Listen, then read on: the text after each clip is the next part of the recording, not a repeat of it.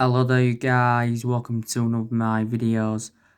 So, if Ole Gunnar Solskjaer gets sacked as Manchester United manager, who will Manchester United's next manager be? Now, obviously before Solskjaer got the job permanently in March last year, Mauricio Pochettino was linked with a managerial role at Manchester United. He was actually the favourite to take over. Now, Pochettino is well proven in the Premier League. Pochettino did endure 5.5 years with Tottenham, and analysing the vast majority of his tenure with Tottenham were competing in and out of the Champions League place. And he actually did get Tottenham to the Champions League final. Obviously, he was at Southampton before he was at Tottenham, and he also did very, very well with Southampton. I think he guided Southampton to their highest ever finish in the Premier League era. And obviously, before he was at Southampton, he was at Espanyol. My only element of concern about Mauricio Pochettino is that he has not won anything in terms of silverware. So if Solskjaer was to be sacked, then probably Pochettino would be the favourite again to take over. Massimiliano Allegri. There was also talks about him coming into the football club at the first part of last season to replace Ole Gunnar Solskjaer, because don't forget, the first part of last season we enjoyed our worst start ever to a Premier League season. At one point, Zinedine Zidane was also linked with a managerial role at Manchester United. And I think at the time we was in for Zinedine Zidane, a lot of Manchester United fans wanted him to come into the football club. I think it was Tony Cascarino. He recently said that Manchester United should go in for Marcelo Bielsa. He's currently the Leeds manager at the moment, and he recently extended his contract with Leeds. He probably will only stay at Leeds for at least for another season, probably. Marcelo Bielsa's got a very, very good pedigree behind him. Obviously, worked with Pep Guardiola, didn't he, at one point? So, yeah. So, I think if we was to sack Solskjaer, we'd need to get a manager in with a proven pedigree and a manager who would suit the strappings of the club. Obviously, Jurgen Klopp and Pep Guardiola are two very, very good managers, and maybe Manchester United would need a manager of that calibre. But no, we don't need to sack Solskjaer at the moment. Obviously, he would have received criticism because we recently lost at 3-1 to Crystal Palace at Old Trafford. That was actually not our worst defeat on the opening day of a Premier League season since 1995, and that's now 25 years ago. It was the second season in a row in the Premier League that we'd lost to Crystal Palace at Old Trafford.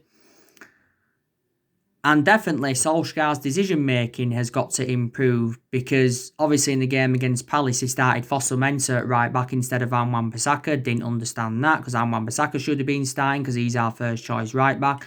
Mason Greenwood was rested. He didn't start the game against Palace, which he should have done, but there again we've had a few issues with Mason Greenwood recently.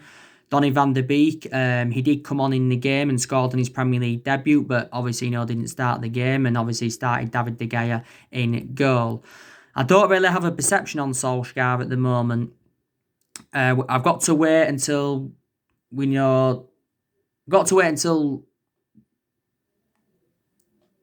after about 4 or 5 games, then I will have a perception on him. And obviously, if this inconsistency does continue, then I will be criticising Solskjaer. Then probably I will be demanding him out of the football club. But I said to you, didn't I, this season is big for Solskjaer. Obviously, this is his second full season at the football club. And obviously Solskjaer knows that he's got to exceed expectations if he is to remain in the Manchester United job. Solskjaer was saying prior to the Crystal Palace game that we have got confidence going on into this season from where we left off last season. To be fair, last season, like I've mentioned before, Solskjaer exceeded most of his expectations. Like I said, he got us qualification for the Champions League. And I said how important Champions League was for our players, attracting players and for the financial structure. We also finished third, and that's the second highest we've finished since Ferguson's retirement. And we also progressed to 3 semi-finals. We got to the FA Cup semi-final, we got to the Europa League semi-final, and we got to the EFL Cup semi-final. And I've already said to you, haven't I, what Manchester United need to do to mount any title challenge up. And I think we've got to make at least a couple of more signings in this summer transfer window.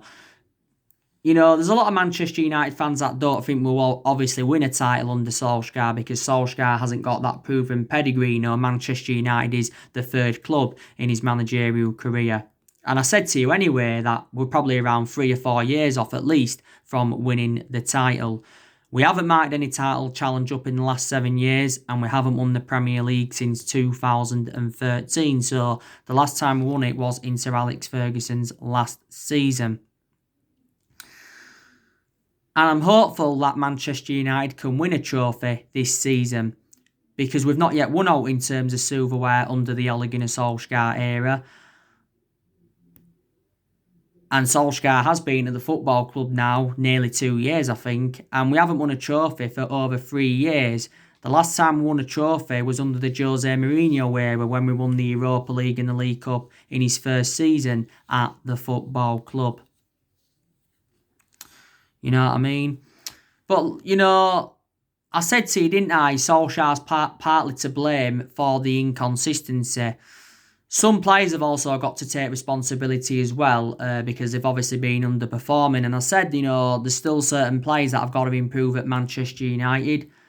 And there's still definitely improvements needed in general.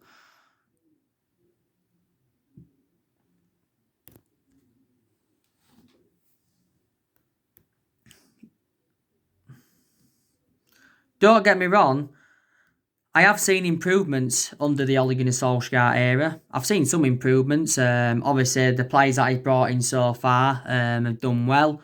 Solskjaer has spent over £200 million at Manchester United so far.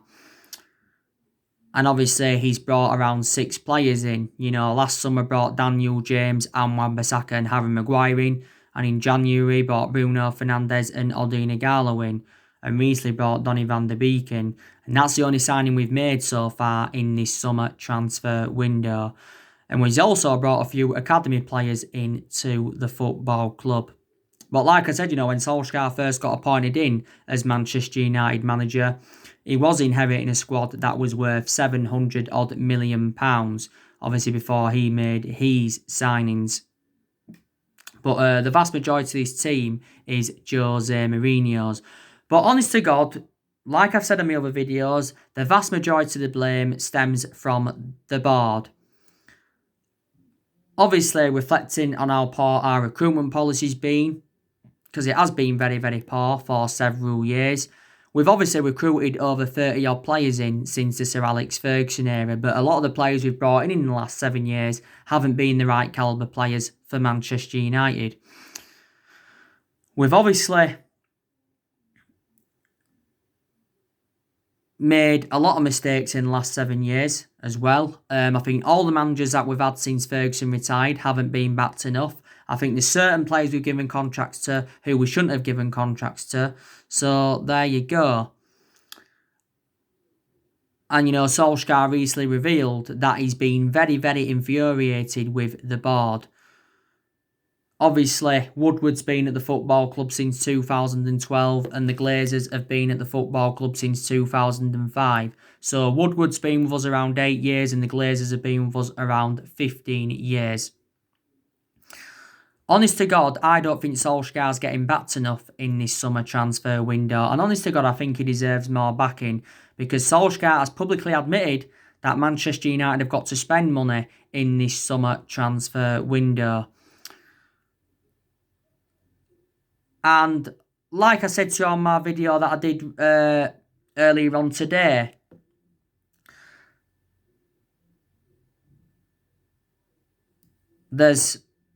Manchester United are in a mess. And how do we fix this problem? And that's obviously, getting Woodward and the Glazers out of the football club. We've also got to make more signings in this summer transfer window. There's only 2 weeks left now of this summer transfer window until it shuts.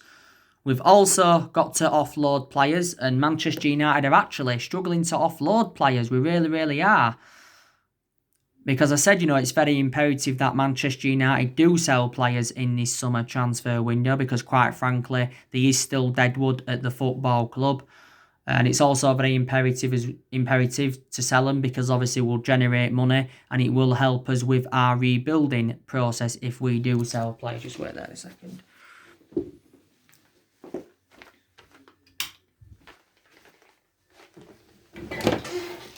If we, do sell players and all of that. And these are the things Manchester United have got to do. And we've missed out on a lot of our targets, in this summer transfer window.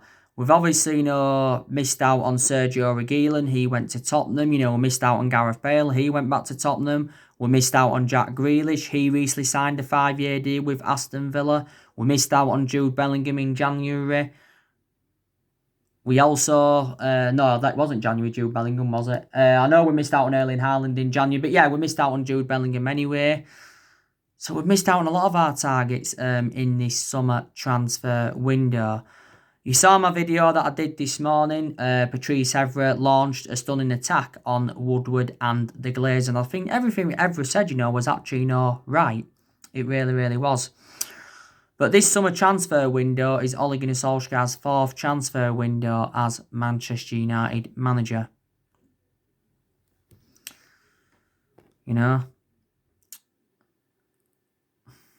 But I want Ole Gunnar Solskjaer's managerial tenure to work out at Manchester United, because obviously I love him a lot. He's a legend of the club. He was a great player for Manchester United for 11 years. He flourished under Sir Alex Ferguson's guidance. He really, really did. One of Ole Gunnar Solskjaer's most iconic moments as a Manchester United player was 1999, of course, when he scored that goal and won the club the treble. That is actually, the club's greatest achievement. But we've had some good periods under Solskjaer. We had a good period before this game against Crystal Palace, didn't we? Because we was unbeaten in our last 14 league games. We also went on a 19-game unbeaten run in all competitions until Chelsea had beaten us in the FA Cup semi-final. We had a good 3-month period when Solskjaer was the interim manager, because he did really, really well when he first came in. He won like his first 8 games.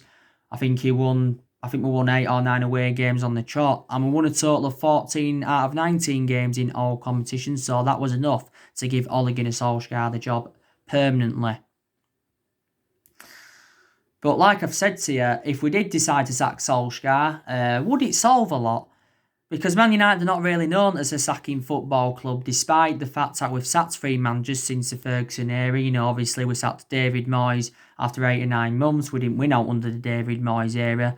Under the David Moyes era, we finished 7th. I think that's the lowest we finished in the Premier League era, to be honest with you. Louis van Gaal got sacked after 2 years.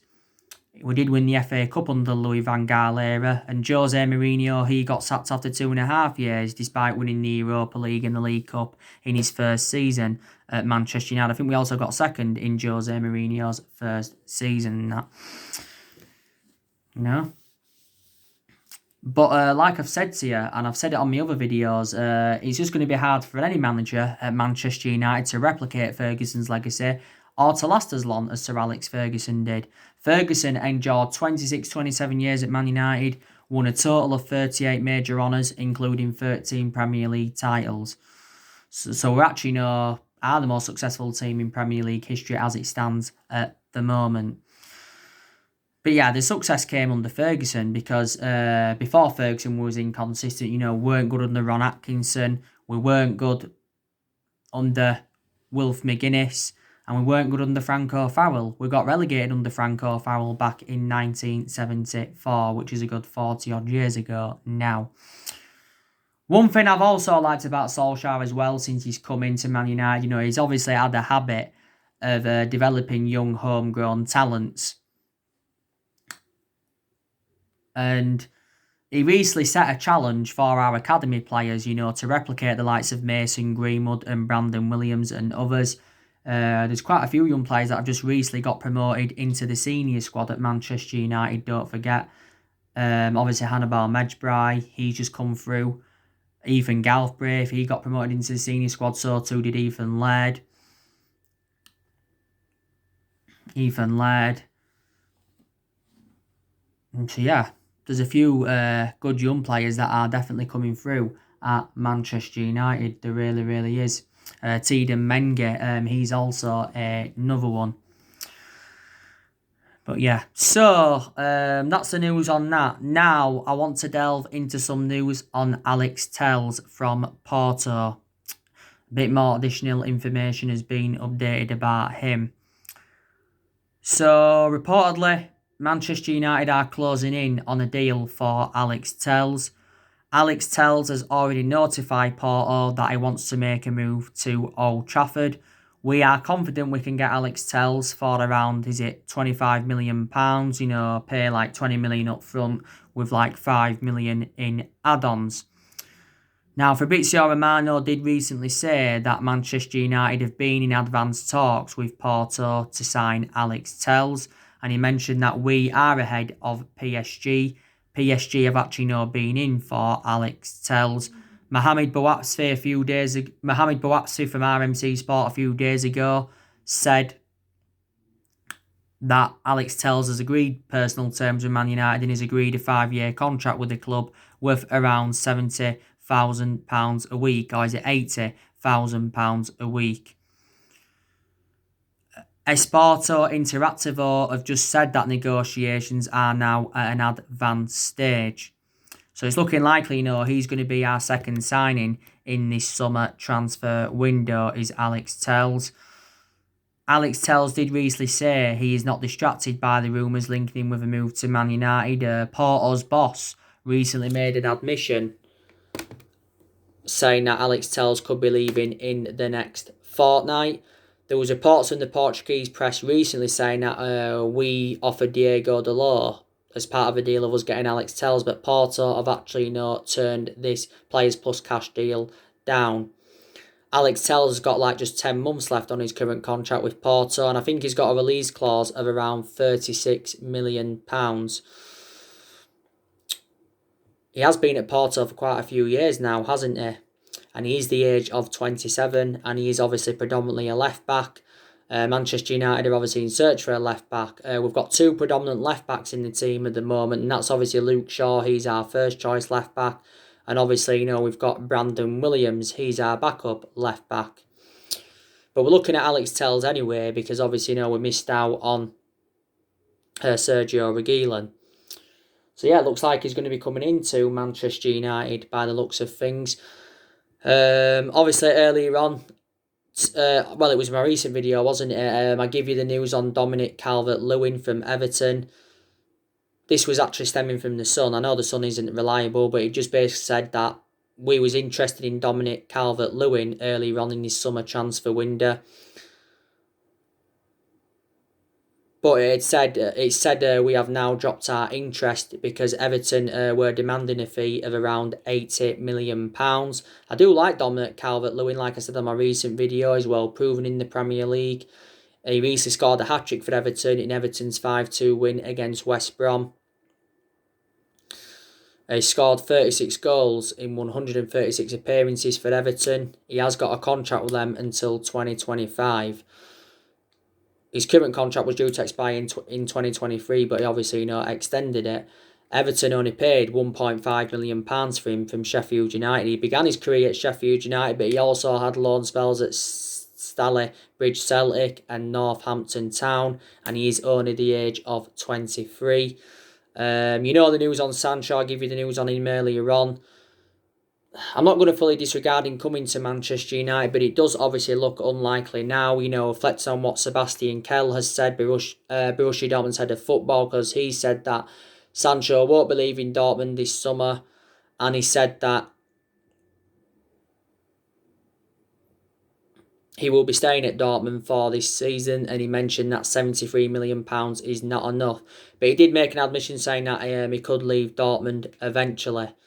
So you already know the news on Jadon Sancho.